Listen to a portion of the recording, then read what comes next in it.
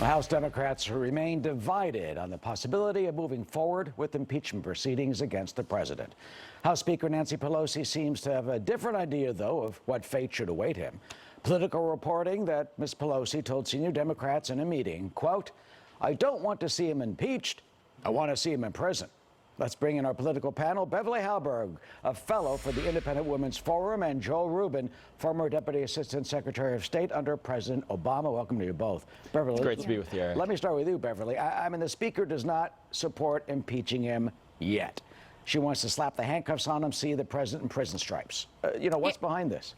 Well, I think with her statement that was released, she's trying to show solidarity with the opinion of the president while making it very clear she doesn't think impeachment is the right tactic. And she is correct for three main reasons. One, the Senate will not convict him, even though it would pass the House. Number two, it would really bury their legislative agenda and what they're trying to accomplish. And number three, and probably most importantly, the president and Republicans are going to use this to gather support from their base. So I think when Nancy Pelosi looks at this, she's the adult in the room, and she realizes it's a loser for Democrats. Joel, do you think it's a loser for Democrats? I mean, that meeting on Tuesday supposedly was pretty contentious. You got a whole bunch pushing for impeachment. Jerry Nadler's asked twice, and the Speaker pushes back.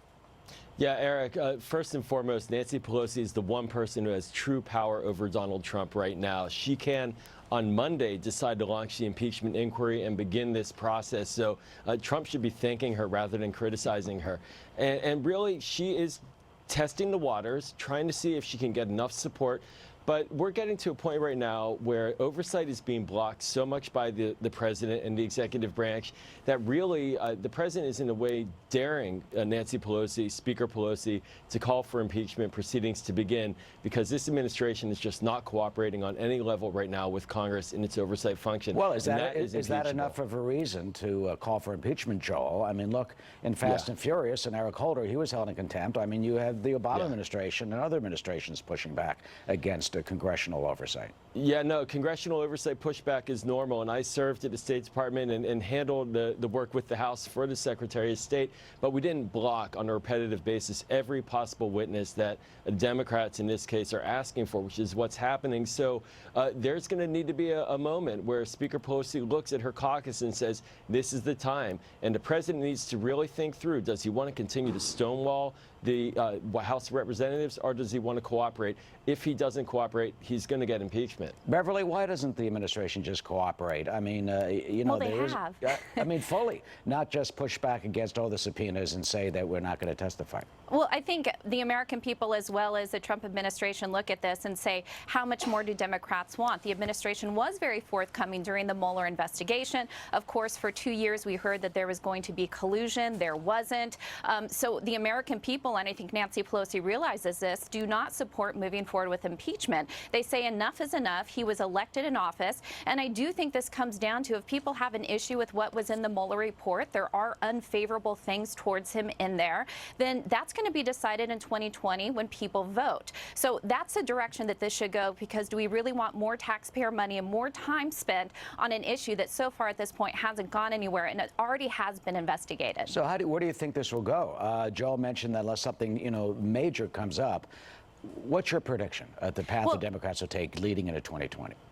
Beverly. With Nancy Pelosi in charge, I don't think she'll move forward with impeachment. We're likely to see that some legal issues that result from this, but those will not be resolved before 2020. So I think what happens with Democrats, if they push too hard, if Nancy Pelosi is not able to keep her caucus in check on this issue, I think it just benefits Republicans, and Donald Trump will continue to use this in his upcoming campaign and potentially could lead to him winning an election once again. How about that, Joel? I mean, could this boomerang on the Democrats in favor of the president?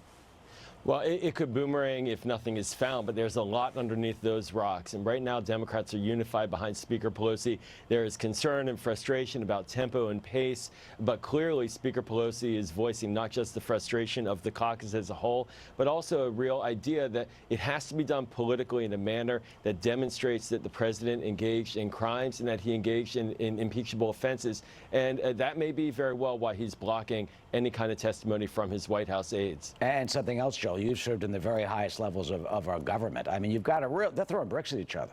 I mean, when the Speaker of the House says the President of the United States deserves to be in prison, and then the President of the United States says the Speaker of the House is a disgrace to the country and to her family.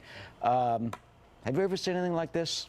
No, it's getting really personal now. It is reminiscent from a Democratic perspective of the calls to lock her up of Hillary Clinton on the campaign trail. This is really hardball stuff right now. And Speaker Pelosi, she is taking shots. She also received significant shots from the beaches of Normandy, where a negative nickname of her was used by the president. So it's getting very intense, and I don't think it's going to dissipate. Something's going to have to break. If the White House doesn't allow witnesses to go forward, they're going to see a more unified Democratic front and potential impeachment. And Beverly, quickly, finally, what do you make of the tone? Your thoughts? Well, I've never been a fan of name calling from either side altogether. I think most Americans wish that would stop. But at the same time, I do think the president has a perspective on this, which is, hey, we've already been through an investigation. Now there are calls of putting him in jail. We are talking about the president, someone that people elected, yet we don't have any evidence of anything that he should be put in jail for. So I think there's a reason why he's being tough on this, even though I wish they both stop calling each other names. All right, maybe that'll happen. I bet it won't. All right. Probably not. Probably not. All right, Joel and Beverly, thanks so much.